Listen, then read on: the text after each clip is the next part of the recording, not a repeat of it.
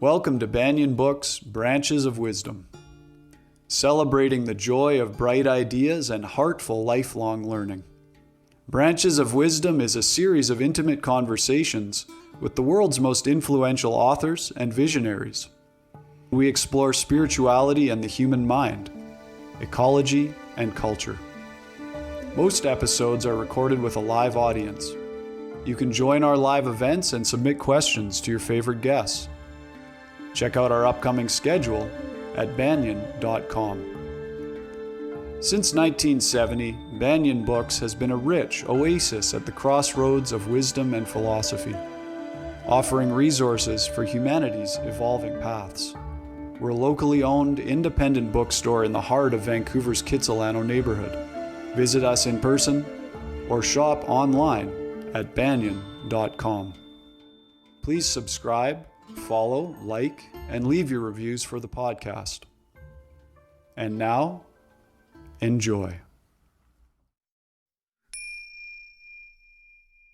Hello, everybody, and welcome to the Banyan Books podcast. I'm your host, Ross McKeachie. Excited that we're joined today by our distinguished guest, Mr. Stephen Batchelor. He's a contemporary Buddhist teacher and writer. Best known for his secular or agnostic approach to Buddhism, he is one of the most influential voices in Buddhist thought today. Through his writings, translations, and teaching, Stephen engages in a critical exploration of Buddhism's role in the modern world, which has earned him both condemnation as a heretic and praise as a reformer. Stephen was born in Dundee, Scotland, and grew up in Watford, northwest of London. After completing his education at the Watford Grammar School, he traveled overland to India in February 1972 at the age of 18. He was ordained as a novice Buddhist monk in 1974 in Dharamsala, the capital in exile of the Dalai Lama.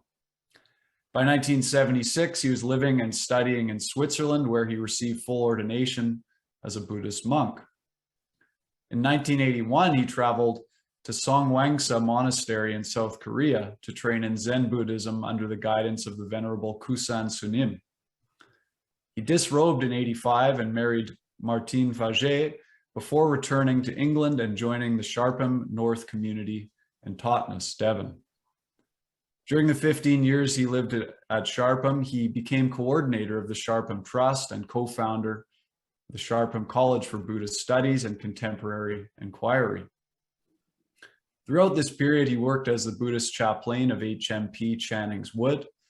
From 1990, he has been a guiding teacher at Gaia House Meditation Center in Devon, and since 1992, a contributing editor of Tricyle, the Buddhist Review. Our guest today is the translator and author of various books and articles on Buddhism, including the bestselling Buddhism Without Beliefs, Living with the Devil, Confession of a Buddhist Atheist, and What is This? Ancient Questions for Modern Minds. He and Martine now live in Aquitaine, France, in a small village near Bordeaux. While at home, he pursues his work as a scholar, writer, and artist. For several months each year, he travels worldwide to lead meditation retreats and teach Buddhism. Today, Stephen Batchelor is with Banyan Books in conversation about his latest book, titled The Art of Solitude. In a time of social distancing and isolation, The Art of Solitude is a meditation on the beauty of solitude. In a hyperconnected world that is at the same time plagued by social isolation, this book shows how to enjoy the inescapable solitude that is at the heart of human life. To be clear, this book is not a book on Buddhism, though because it is a deeply intimate sharing by Mr. Batchelor, it is informed and held up by his lifelong studies and training in that tradition. Rather, it is an examination of solitude through multiple lenses of the author's experience and the reflections of philosophers and artists throughout history. Reading this book is like drinking in the colors of a patchwork quilt. The form and structure create a sense of non-linearity in the reader, which induces a medicinal experience, like that of an expansive meditation, or maybe an experience with a plant spirit. It carries you into the silent vibrant space of your own interiority, and surprisingly into a new relationship to others and the world. If you'd like to learn more about today's honored guest, you can visit his website, which is stephenbatchelor.org.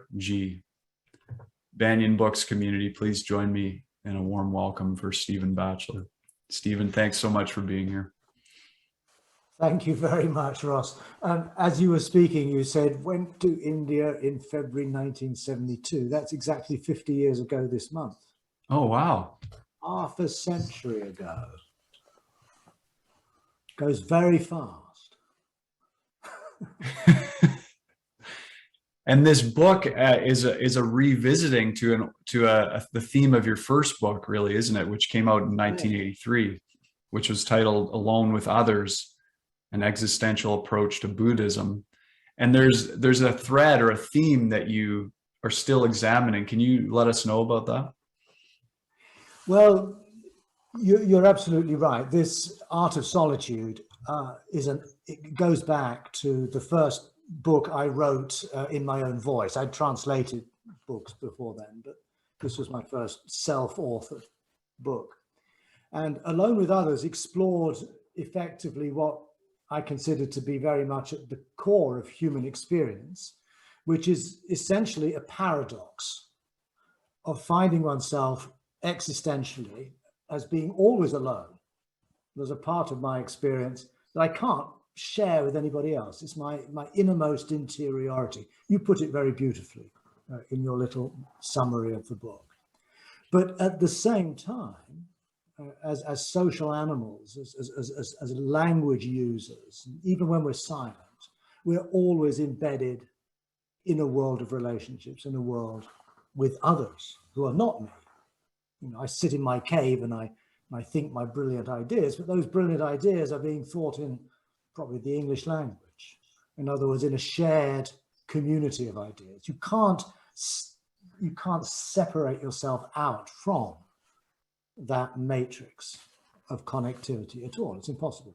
And yet at the same time, there's something within you, your aloneness, your solitude, that is something you can't share.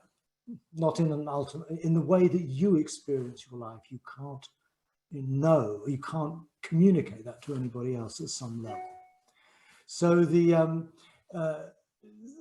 Art of Solitude revisits one part of that binary, alone, aloneness.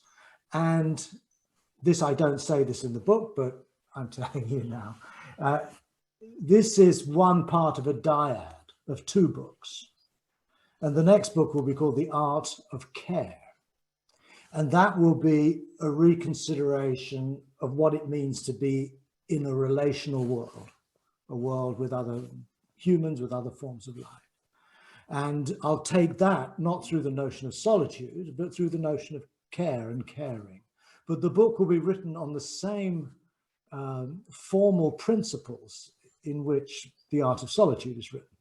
That's 32 chapters, which will all be sort of connected to certain Buddhist ideas, but only in the abstract. The actual text I want to be written likewise in the same style, without necessarily appealing to Buddhism or any particular tradition.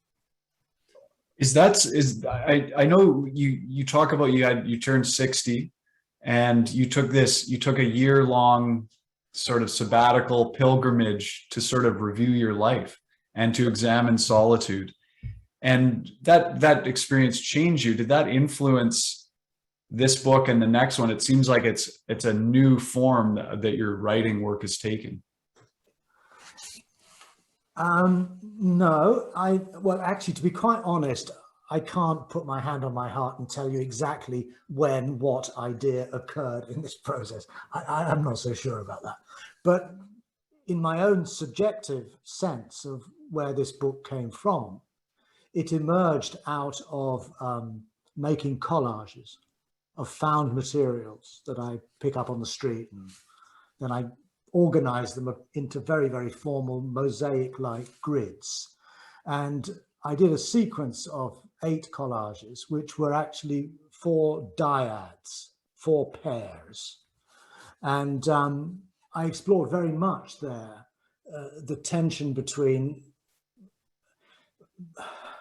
difficult to say this, the tension between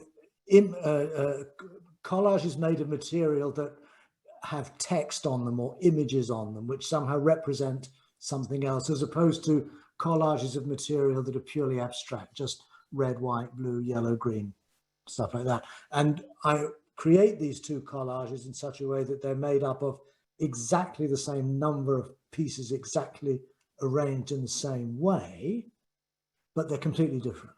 So there's this same, it's an attempt to catch this paradox of the inseparability and yet the difference between aloneness or solitude and other togetherness or care. So that was the overarching inspiration. And it came from my artwork, not from thinking about Buddhist ideas. Although the artwork that might have come from thinking about Buddhist ideas, it probably did.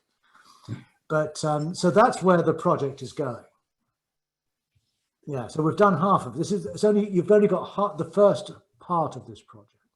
I can't wait for the second half. Honestly, this book. You will have to wait, I'm afraid. Yeah, I will have to wait. But although I can't, there's another paradox, and it's a truly beautiful book. It's truly beautiful. I loved reading it and what it invoked in me. Yeah.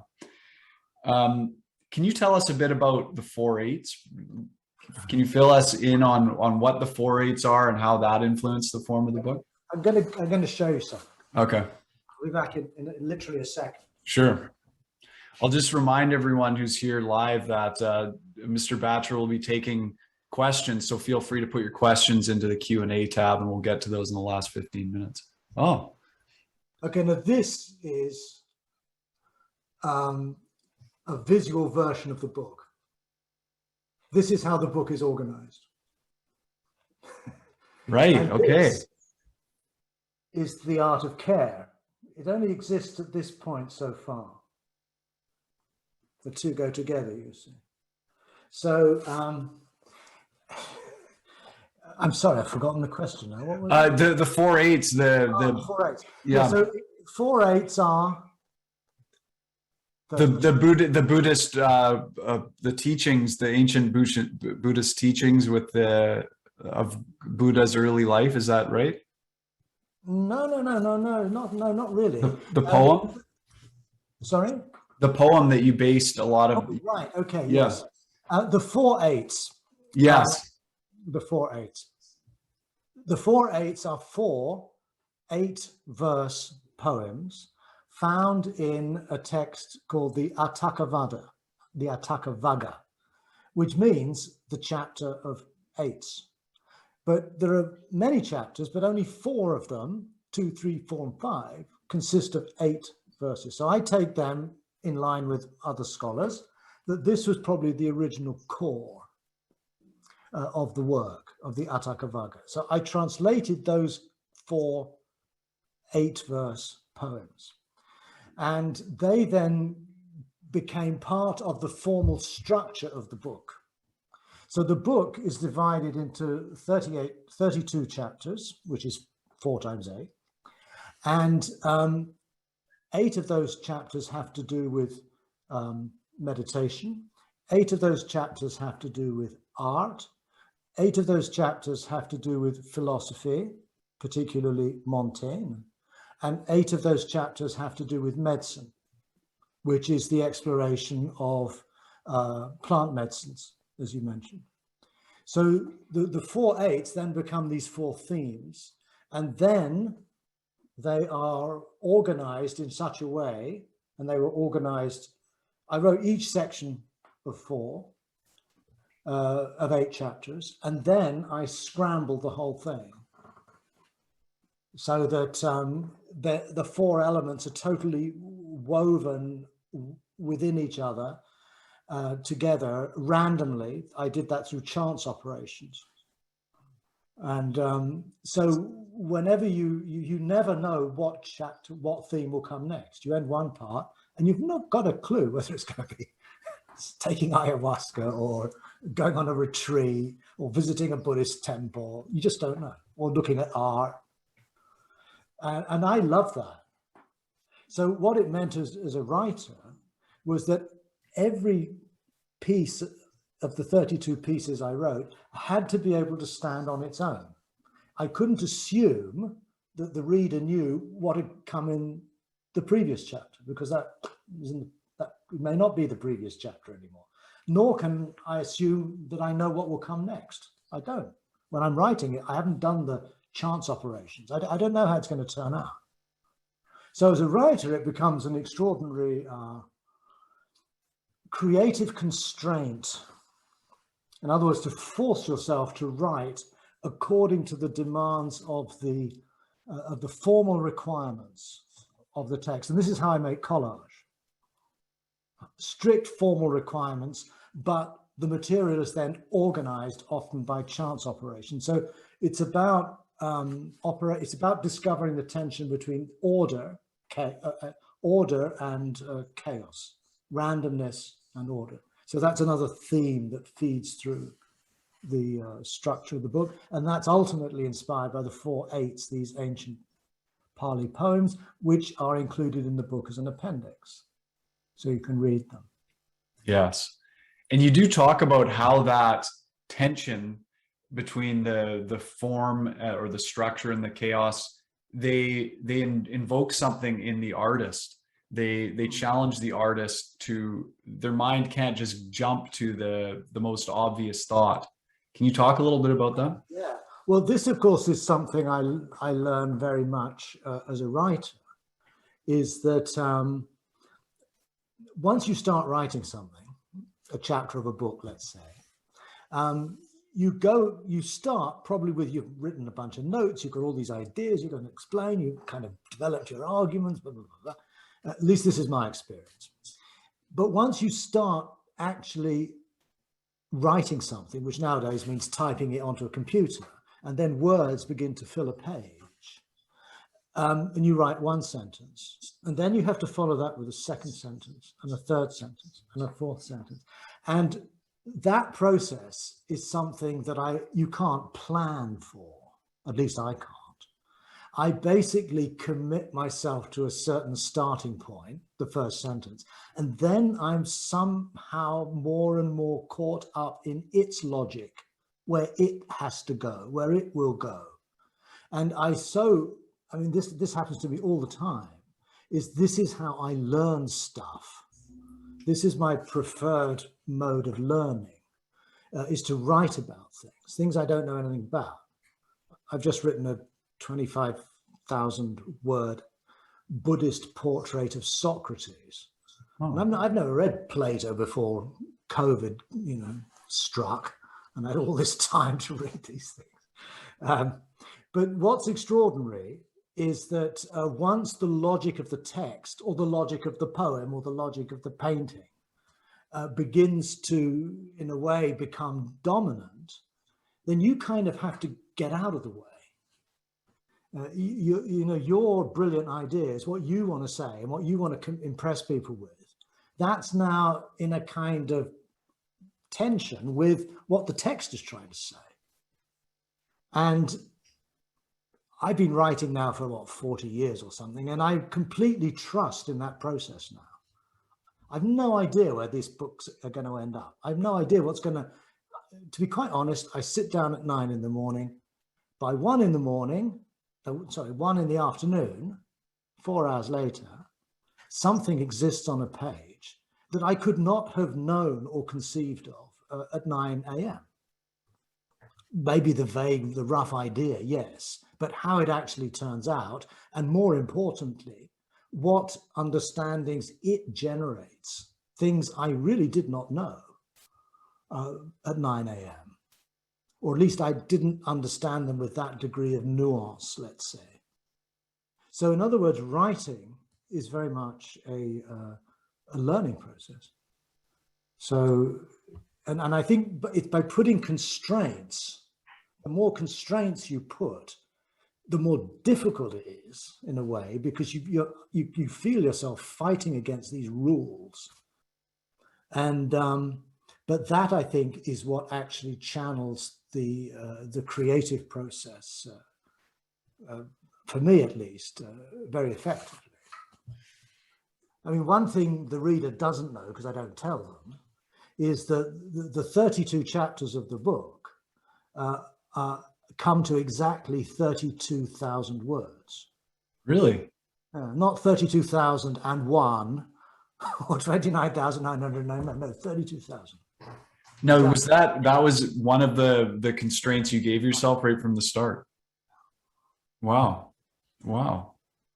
That, I mean, knowing that, like, this structure, it really does help to make this book feel like a work of art. It really does. It's fantastic. Now, you look at a few different artists, and one of them is Vermeer, Mm. and his paintings of these women in different situations, daily situations, where they're sort of in their solitude. Can you tell us a bit about that? Well, Vermeer is an artist that I've been drawn to since I was a child, actually. Probably the girl with the pearl earring. I mean, that's the famous one, which actually is not included in the book. I don't think that's actually a particularly good, that's a stupid thing to say. One of the world's greatest paintings. But it's what's called a tronie. It's a tronie is a part of that Dutch Golden Age artistic culture. Produced lots of images of kind of stereotypical figures, a peasant woman or an old man, or in this case, a woman from the Orient. And it's just a head in a completely plain background. And for some reason, people like that sort of thing. But the women in the paintings that I consider in my reflections on Vermeer are all women in situations, in spaces, in rooms, essentially. And often you can actually see, if you look a little bit carefully, it's the same props he's using, the same tablecloth and the same old chair. So it's like a stage set, really. But it's executed in this extraordinary way, whereby it's always really touched me deeply about how in those paintings of these anonymous women who are reading a letter or just looking out of the window or holding a musical instrument, you can somehow get a weird feeling of what it's like to be them then. You know, what it's like to be hearing.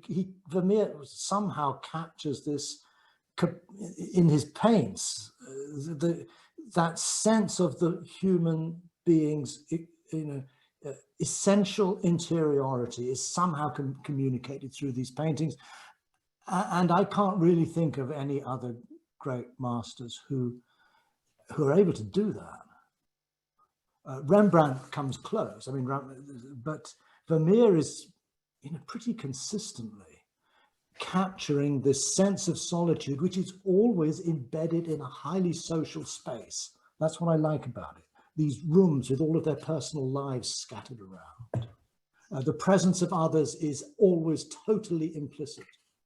So once again, we get back to this paradox of being alone with others, solitude and care, really. And that's really what drew me to those paintings and to Vermeer and to Vermeer's life, and as much as we can figure out about it. One of the really interesting chapters was on Bob Cull, Robert Cull, who went to that island off of the tip of Patagonia.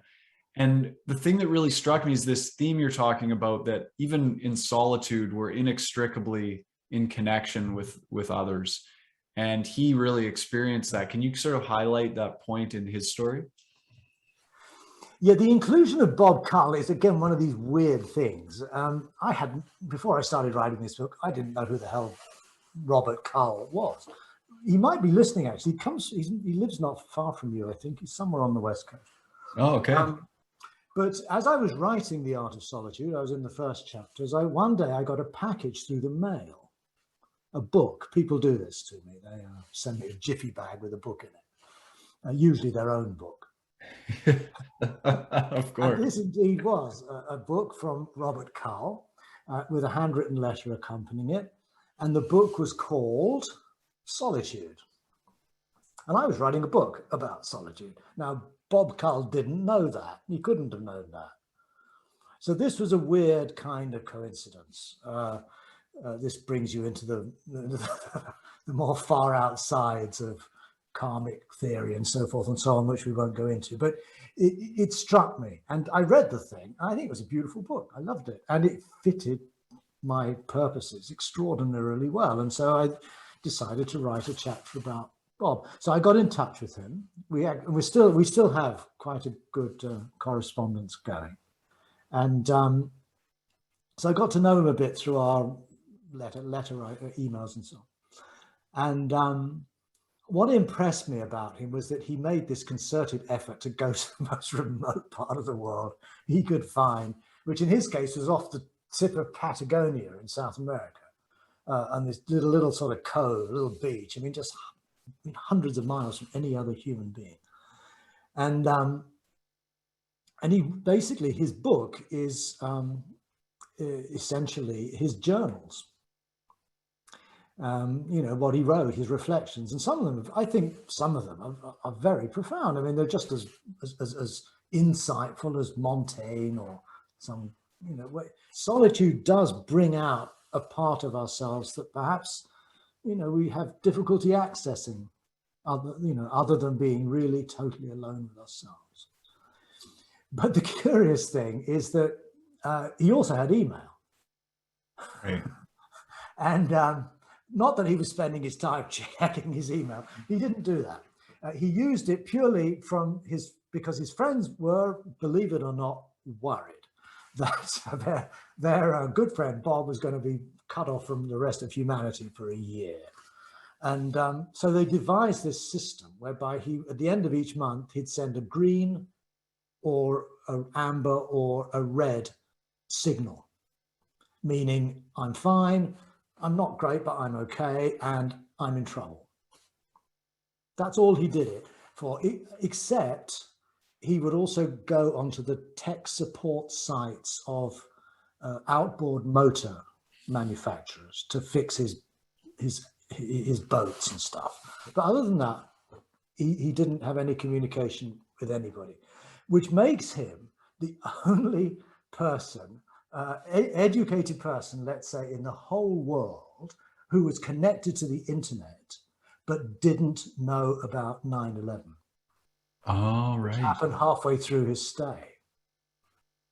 Or no, was it halfway? Yeah, somewhere like halfway through his stay. And so he knew absolutely nothing about it. Has he told you what his sorry? I was going to ask, did he tell you what his reaction was to that when he got home? And no, he didn't actually. Or if he did, I've forgotten. I don't know. Yeah. One of the things about him that I found so interesting was you quoted from his journals, and I'm just paraphrasing something. He actually felt that writing in his journal was an act of breaking solitude because he had the thought in his mind of others reading it in the future. Yeah, I included that passage because I thought it captured something quite central to the paradox of solitude. Montaigne is guilty of exactly the same. In other words, they go off and close themselves off from everybody else in the rest of the world, and then they're just endlessly writing stuff. And they realize, both of them, Montaigne is quite conscious of this problem. He realizes that actually solitude is what enables him to enter another level of communication with others. And not only Montaigne and Bob Cull have pointed this out, but you find it in a lot of the writing on solitude that although solitude gives you the sense that you're going to be completely alone and have nothing to do with anybody else, that's actually a fairly superficial way of understanding the actual felt experience of solitude. And whether it's Christian mystics or Buddhist monks or philosophers, there's this common understanding that physical solitude is just step one. Step two is spiritual solitude, what the Buddhists call citta viveka, the solitude of the spirit, the soul, the heart. And Physical solitude, anyone can do that. You just get a boat to the middle of nowhere and bingo, it's done. But what you realize very quickly, and this is true of anybody who goes on a meditation retreat for the first time, think, oh, wow, great, silence, peace, love, joy, all these things. And of course, what happens is that once the novelty wears off of being on a meditation retreat, the mind just goes berserk and it's all over the place. And you just can't stop thinking. You can't stop bringing people cluttered into your little retreat hut. So this inner solitude is actually the real challenge. I mean, how can I actually carve out a space within my own inner experience that is comparable to a kind of monk's cell, as it were? It's actually requires a great deal of work. And solitude for me is actually something you do. It's not something you find or something you sort of get to. It's something you have to create. And contemplative disciplines of all traditions are basically methodologies of cultivating and developing an inner solitude. In other words, a capacity to be alone and at ease and okay with who you are, yourself, who you are. And that groundedness, that, in a sense, that sort of natural clarity of mind is precisely what we need in order to enrich and refine our thoughts, our ideas, our communications with others, our relationships, and so forth and so on. So the two can never be disentangled. Although periods of solitude, deliberate periods of going off somewhere remote, that's, I think, an extraordinarily valuable thing to do. I think it should be part of our education system as young people to have these kinds of experiences. And I think people who have lived it and who have communicated and shared that experience teach us a great deal, not just about our inwardness, but also about how that affects how we then engage with others. One of the themes you mentioned is the plant medicines as well, and you talk about wanting to review your early formative experience that sort of steered you towards the Dharma as a young man with LSD, I believe it was.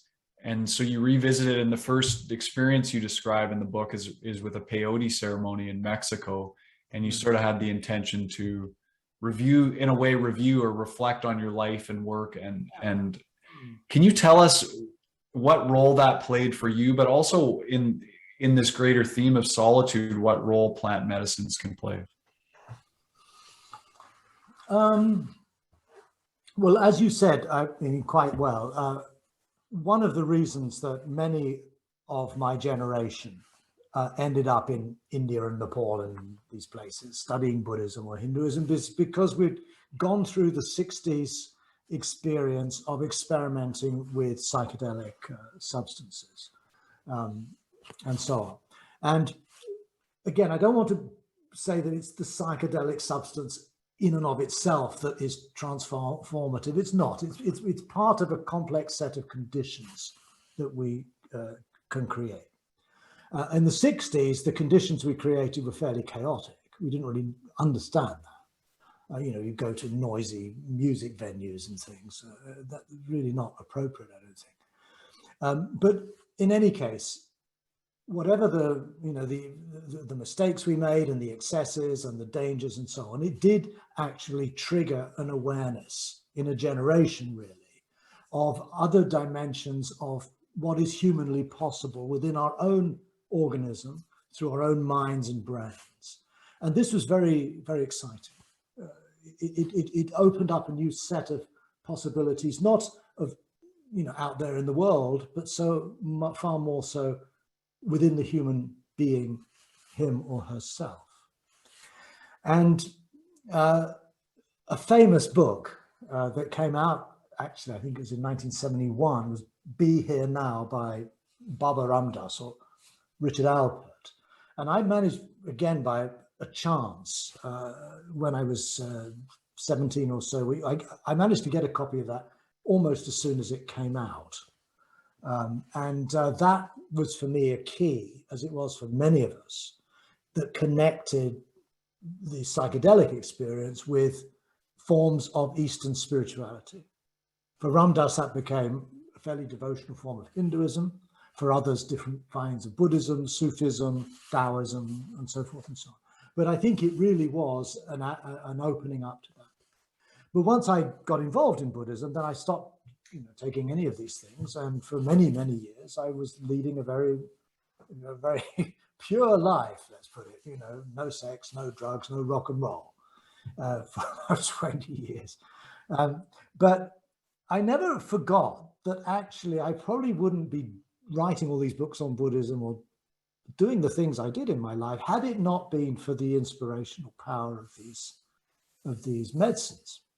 So at the age of 60, I thought this is a time I really could benefit, I think, from going back to those formative experiences and seeing how they stand up today.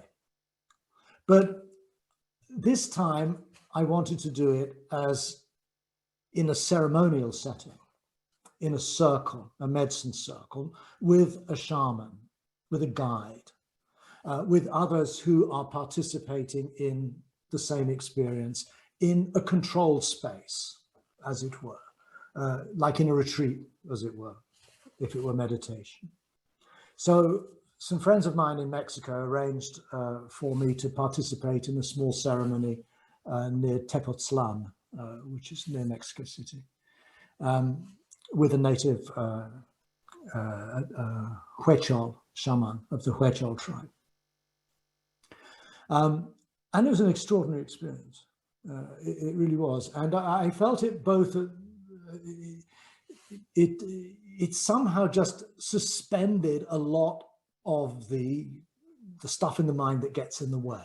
And of course, meditation does that as well. But these things do it quite powerfully, quite radically, but it doesn't last very long, a few hours, overnight, if you wish.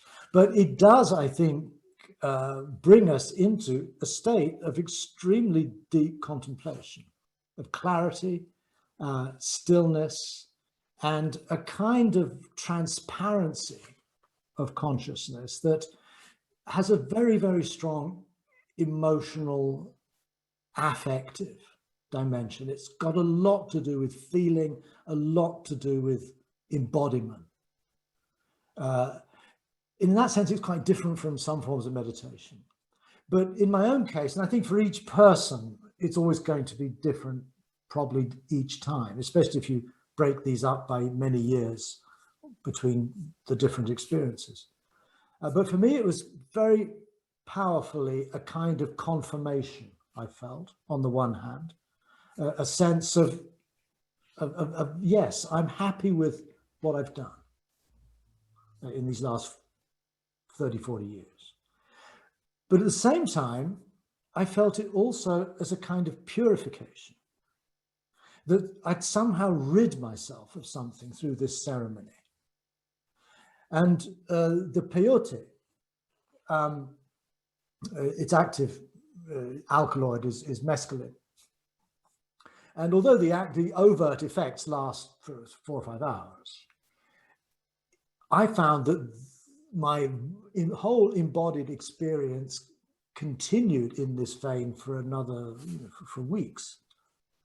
Not at the same level of intensity, but still there was a very clear sense that something had been kind of released, I felt. And that's why I think of purification. And then after that, I did a couple of ayahuasca ceremonies, and that, of course, is all about purgation, la purga. That, too, in a sense, continued in the same sort of vortice, as it were, trajectory.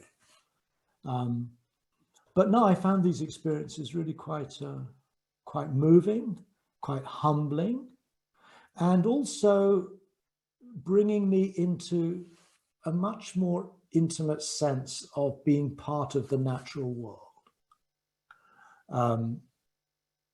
Difficult to explain exactly how, but I felt that with LSD as well. For me, it was a I was what was called a pastoral hippie, not a cosmic hippie. I was into, lying in the woods and looking at flowers and blades of grass and stuff. And that for me was really a very powerful and important experience, to be somehow totally nakedly exposed to one's one's physicality, one's animalness, one's animality perhaps. And that too was another sort of revisit in these medicine circles.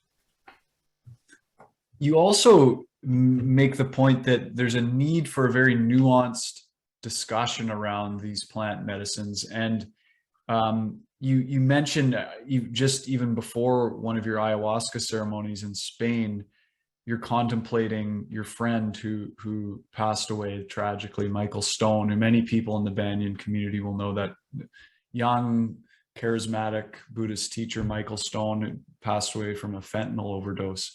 And I'm just going to quote what you said in your contemplation about that. You said, "I worry whether my liberal attitude toward psychoactive substances might have contributed to the tolerant culture that tacitly gave him permission to experiment with an illegal opioid more potent than heroin. What Michael needed from a Buddhist teacher like myself may have been an unambiguous example to abstain from all such substances." So how do we start to have these conversations? How do we reconcile those? How have you contemplated that yourself and reconciled that for yourself? I probably am not reconciled to it, if I'm entirely honest. And one of the reasons I wanted to include this dimension of my life in a book, in other words, to go public with it, was precisely as part of coming resolution. I kind of suspect there's a kind of omerta, a silence around the use of these substances within spiritual Buddhist and other communities. I think people are actually engaging with psychoactive substances without really disclosing it openly to their own communities perhaps, or in some ways, I feel there's a kind of an embarrassment, a certain sort of discomfort around the ingestion of any kind of mind-altering substance. And for many Buddhists, all of these plant medicines, these drugs, if you wish, would be considered to be forbidden by the fifth precept, which is to abstain from substances that lead to carelessness and uncaring. That's how the precept is actually phrased. And it specifically refers to alcohol, drinks. But we have to remember that in Sanskrit languages, you don't smoke a cigarette, you drink a cigarette. So drink means ingestion, basically, of substances that have, well, this is what the text says, it lead to carelessness, uncaring, drunkenness, intoxication. Now, I can see that that is certainly the case with alcohol and with many other mind-altering substances, but I don't honestly feel that applies to, say, ayahuasca, taken under the sort of conditions in a medicine ceremony, or peyote. That I feel that actually, if anything, those kinds of ceremonies, that ceremonial usage, actually doesn't lead to uncaring and carelessness. It leads rather to the opposite. I think it enhances one's sense of caring, one's sense of love, and also one's sensitivity, one's carefulness, one's basic kind of relationship to the world in a gentle and kind and fair way. So I find it difficult to sort of include these kinds of substances under some sort of blanket condemnation, which is often the case in religious groups. It's certainly the case in Buddhism. And I think we need to have a conversation about that. I think we also need to have a conversation about to what extent to which meditation too has a neurochemical dimension. If you sit in, and the jhanas, which I talk about in the book, I talk of going on these retreats where which are aimed at getting into very deep states of concentration, which are accompanied by what the Pali texts themselves call rapture, bliss, joy. It's there in the text. So there are techniques of meditation that can engender quite rapturous and blissful states of mind. So what's going on?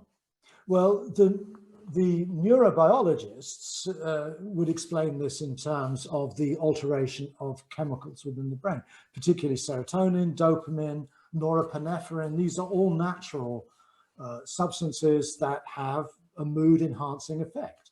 And it seems that doing certain kinds of meditation can actually release those chemicals in your bloodstream and bring you into non-ordinary states of consciousness.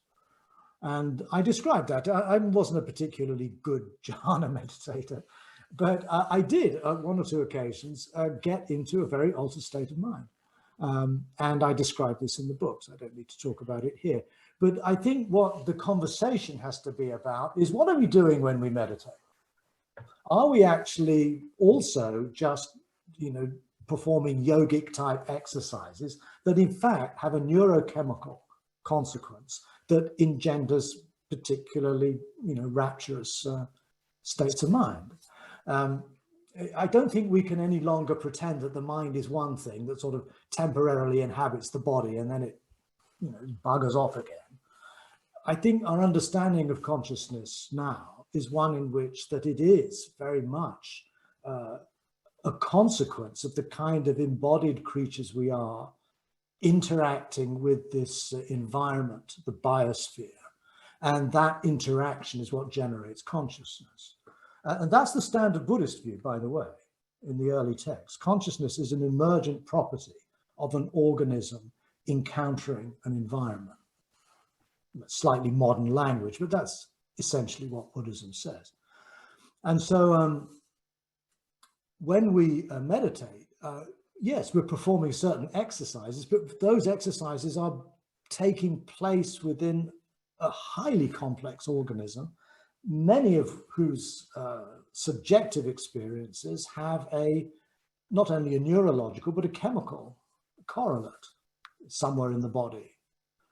So this, I think, really does need to be talked about, both to get a better understanding of what meditation is actually doing at one level. It's not the whole story, obviously, but at the same time to then say, well, in that case, what would be the difference to take, let's say, a certain, a small glass of ayahuasca in a ceremony, as opposed to going into a meditation retreat and doing certain exercises that also lead to altered states of mind. I mean, in both cases, you could argue you're just altering the neurochemistry of your brain by different methods. What's important is the extent to which that experience is contained and held in a supportive and safe environment. And that's true for meditators just as much as it is true for people who participate in shamanic ceremonies. And you also talk about how the way that carries into the rest of our life is really the measuring stick, isn't it? Whether it's a meditation retreat or whether it's a medicine ceremony. Yeah, exactly. That's the purely private subjective experience that you have on your own in your solitude is only a part of the whole story. And I think we must be careful not to privilege, deep meditation states or whatever, but as though they somehow have an intrinsic value all of their own. No, they don't. They're part and parcel of our interrelatedness with the world. And the real question is not, how deep an enlightenment did you get on that ceremony, The question is, how did that experience and that ceremony help you become the kind of person you want to be? Which is how I would define ethics. It's an ethical question. Is this going to make me into a kinder, wiser, more courageous, more creative, more imaginative person? And can I demonstrate that? Or do I demonstrate that in my actual, the actual, things I do, the work I do, the relationships I have, the art I make, or whatever it is? Thank you, Stephen. I wish I could keep talking to you for much longer, but we have some nice questions coming in from our live audience too, so we'll get to some of those. The first one here is from John, and he asks, or he says first, thank you for all of your wonderful books. At this point in your life, what aspects or teachings of Buddhism do you accept and which do you set aside or find problematic? And what do you accept or find problematic in the approach of the quote unquote new atheists like Richard Dawkins or Sam Harris? Okay, I mean, I'll give a brief answer, which won't do justice to the question. But broadly speaking, the elements of Buddhism that I feel are in a sense central or at the core are those you cannot derive from Brahminic or Jain or other Indian traditions of the time. That seems fairly self-evident, but it's actually quite difficult to tease that apart, because the Buddha clearly did live in a time where most people believed in reincarnation, karma, and these things. That was part of the worldview. It was accepted by all the wise people in the world at that time, or most of them, not all of them. And so he uses that language, I mean, clearly. But there's many instances where what he says actually doesn't really fit that story. But, particularly if you think of consciousness as he does, as an emergent property that is produced by the interactions of an organism with its environment, which he says very, very clearly on many times, then how can such a consciousness survive the physical death of the body? In other words, if there's no organism, there can be no encounter with an environment, ergo, there can be no consciousness. And he actually says in one of the suttas, he says the idea that consciousness can be reborn, he said, is impossible. But you then have other passages where he seems to be accepting without any problem at all the traditional Indian views of rebirth and karma. So essentially what I'm interested in doing is teasing apart as best we can at this distance in time those teachings which seem to me to be somehow distinctive and unique to Gautama, the Buddha, and cannot be derived from other elements of the culture of his time. That doesn't mean those other elements have no value, but they're not intrinsic, they're extrinsic to the Dharma. And what was the second part of the question about? What do you accept or find problematic in the approach of the quote unquote the new atheists? Well, I think they've kind of moved on. Sam Harris has definitely moved on from being a new atheist. I was on Sam Harris' podcast a couple of years ago, Waking Up. And I knew Sam Harris donkeys years ago when he was sort of geeky kind of university student. I like his work very much. I think what they're doing is great. But what I don't like about the new atheists is that they take, an unnecessarily militant attitude towards God. In other words, they frame the whole discussion in terms of some kind of binary opposition. You either believe in God and you are kind of stupid, or you don't believe in God and you reject God and therefore you're kind of smart.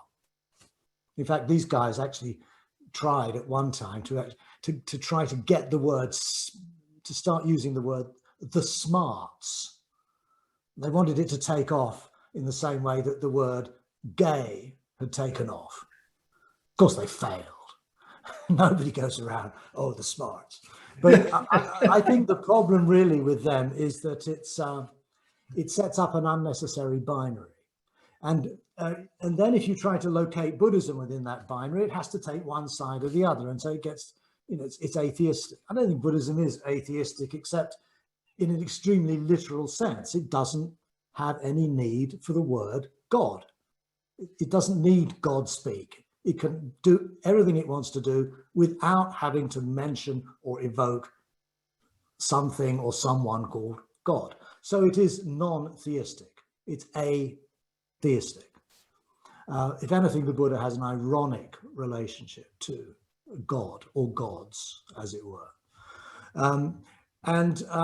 What I tried to do in my book, Confession of a Buddhist Atheist, was basically to try to define what a Buddhist atheism would be, rather than a new atheism or a militant atheism or an anti-Christian atheism. And it would be a kind of ironic atheism. In other words, you recognize that, people entertain ideas about different kinds of gods and so forth and so on. And that's, that might even be a good thing at times. It might be a helpful way to see the world. It might give you moral support. It could be fine. But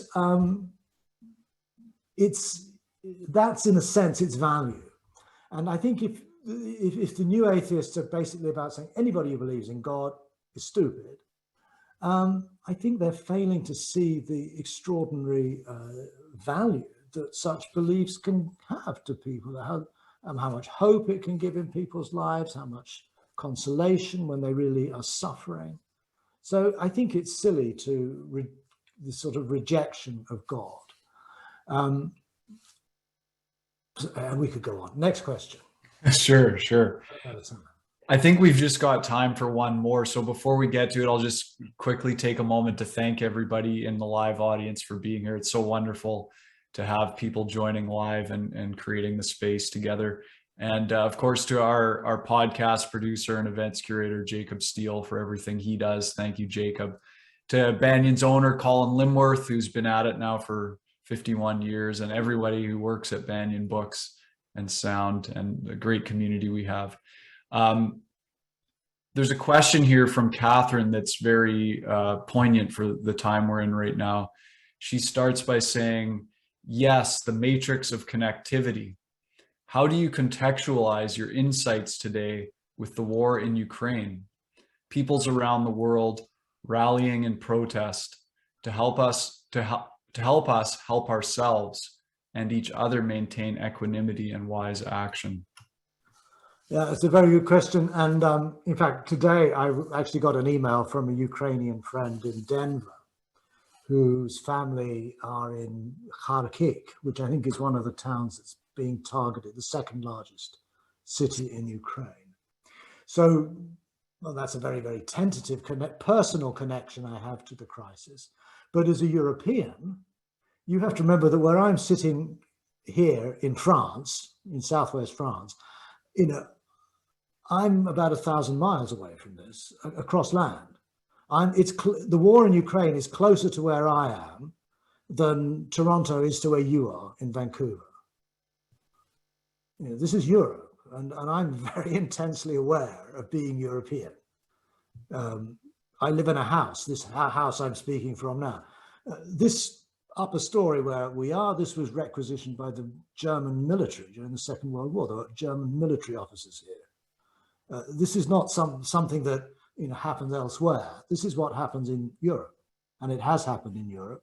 And what I think is really profoundly shocking is that it's beginning to happen again. And we kind of saw it coming, but we didn't do anything about it, really. And I think this has been a real body blow to the sense of European, we're beyond all that stuff. This sort of thing goes on in Africa and so on, but not here. And it does. And it's just as nasty and violent and brutal as anywhere else. So, this is an enormous challenge, I think, for all of us. How do you, on the one hand, say, yes, this is happening, this is going on, and to not be sort of overwhelmed by rage and anger and a sense of injustice and getting, worked up about it? How can I be calm with that? How can I respond to that in a way that might actually help. And I think perhaps to get to that space, you do need a kind of contemplative silence, a solitude perhaps, in which to really reflect, more deeply about not only the history and the conditions that have brought this about, but the fact that human beings are so ready to kill one another on the basis of holding basically different concepts in their minds. And this is an incredible challenge. And so for me, it's something I'm very much processing at the moment and trying to get to grips with and come to terms with, both as a human being, as a European, but also as a writer, as a practitioner. So thank you for that question. I'm glad we could end on that point. Thank you. Thank you so much, Stephen Batchelor. We've been in conversation about his latest book, The Art of Solitude, and I look forward to the next one, The Art of Caring, I believe he said was the title. Actually, the next one won't be The Art of Care. The next one will be what I'm writing now, which is tentatively going to be called Socrates, Buddha, and Us. Wonderful. Well, we look forward to seeing that and hopefully having you on again. I'd be very happy to do that. It was a lovely conversation. And thank you, Jacob, for so skillfully and invisibly hosting it. Have a great day, everyone. And thank you all for being here. And I hope it was of some interest to you. Thanks for joining us for Branches of Wisdom, a podcast of Banyan Books and Sound, Canada's spiritual and healing resource since 1970. Our podcast producer is Jacob Steele. The show is edited by Abdo Habani. And I'm your host, Ross McKeachie. Watch all our conversations on YouTube by searching for Banyan Books, or listen on your favorite podcast platform. Please subscribe, follow, like, and leave your reviews and comments. We love to hear from you. For all our live events, books, and more, visit us at banyan.com.